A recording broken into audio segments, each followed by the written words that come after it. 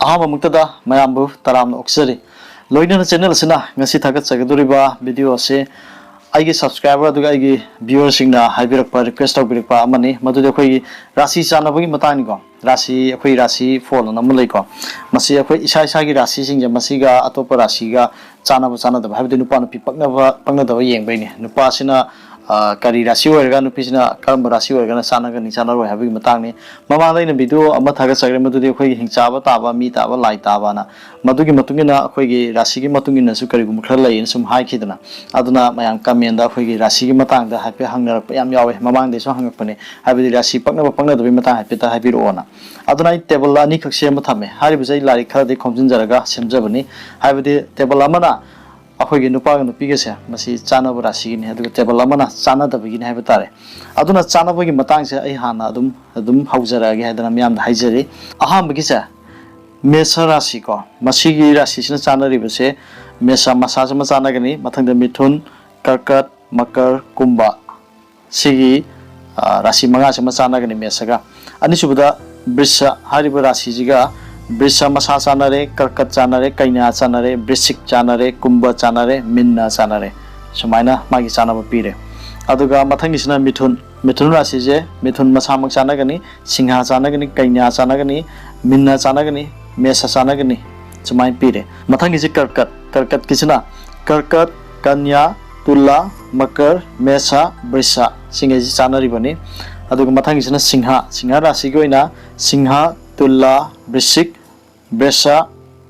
अदुगा मिथुन सुमाइन हाइरे मथंगिसना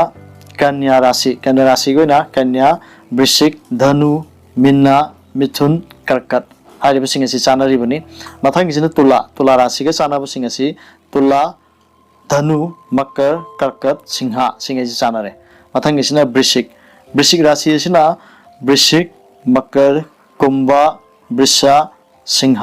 कन्या सिंह असि चानै मथंगदा धनु कुंभ मीन कन्या तुला सिंह असि चानरे मथंगदना मकर राशि गोइना मकर मीन मेष कर्कट तुला वृश्चिक सिंह असि चानरे मथंगदा कुंभ राशि सिना हारिसना कुंभ मेष वृष वृश्चिक धनु सिंह असि चानरे मथंगिसना अरोबिसे मीन वृष मिथुन कन्या धनु मकर हारिबा सिंह असि चानरे हारिबा मीन राशि जिगा अदुगा हारिबा सिंहजा मसीगिसे कमाइना हाइगाबा मतंदा हारिबा टेबल पीखिबा सिंहजा मसी से बोर अमसुं कइनागी pakna yengnaबो नेबा अदुगा हारिबा सिंहसे मखोइगी गन मानबा हाइबदि खोइगी हिंचाबा ताबा मी ताबा लाई ताबा ना ममांग भिडियो मै समजग्रेको मदुदा चानबगा मुका यावरबा अदुइता हेन फै हाइबनेबा हारिबा पोसे मसी लैमिनबदा अमदि लौना लैनबदा थोइना काइदे हाइदना हाइ हाइबदि चानबा सिंहसे असि याइना सुमाइन थमजरिबि चानबा गाक्तनि अदुगा मथंगिसिना खोइगी टेबल अमा मु चगे हारिबा टेबल सिना मु चानदबा हाइदि paknadaba yanadaba chanadaba haiba tare ko akhoi राशि जे मसिंग 10 गनि थोइनि को लैरिसे अदो राशि 10 गनि थोइजा चानदबा खाइदि के paknadaba haiba tare ko मसि येंग haiba tare गदि मखोइ की serial से काइबि यादि हाइबदि 1 दिन 12 फो लैरिबा राशि जे अदो मथंग मखा 9 haiba tare अदुना राशि अमदे अमगदा चानदि येंग हाइ तare गदि मसिंग थेरफो मतमदा 8 सुबा तागदबने अदुदो खाइदि चानदबने अदो आइना टेबल अमा सेम थमजरे मदु मु येंगमिनसे हाइदना हाइजरि आइ मु हाइजरके अहमगी मयागी से लैजा मसी मेष राशि नेबा मान अहौबसु ओइदना राशिगे अदुगा मागी ख्वाइदिगे चानदबा हाइतारगदि 8 सुबदा लैरिबा से तुला नेबा हाबदि राशिगे 12 थोइदि यंगपम मतमदा तुला से ओय अदुना मागी हे मायुनबदा लैरिबा मखागी तुला जे मसी चानदबा नेबा अदुगी मथंगदा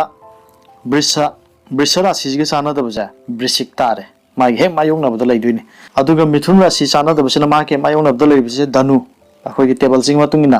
अदुगी मथंगी कर्कट सिगे चानदबसे मागे मायोंगना लैरिबसे मकर मथंगदा सिंह राशि सिगे चानदबसे माके हेक मायोंगना लैरिबा कुंभ हाइबा राशि सिगे चानदे मथंगी कन्या राशि सिगे ख्वाइदिगी चानदबा हाइबा तागदि टेबल सिगे मतुंगिना माके हेक मायोंगना लैरिबा मीन हाइबा राशि मसिगी राशि सिगा चानदे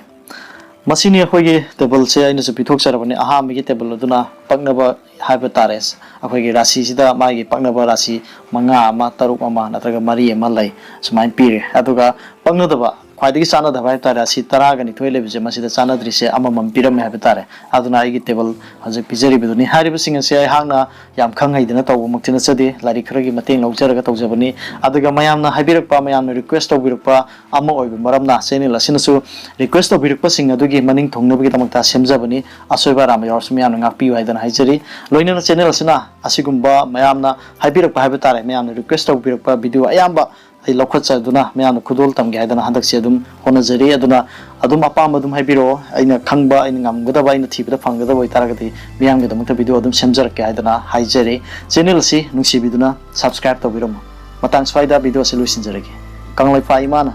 yaifare